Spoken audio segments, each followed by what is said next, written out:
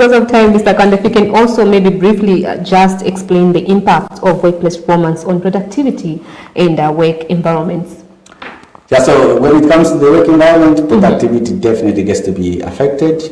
Like we did mention, once employees start to see, number one, that there's favoritism, they really don't want to put in their level base, because they know, hey, those who are loved by the bosses, they let them do it. So that favoritism that creeps in starts to make people not to feel the need to put in their level best.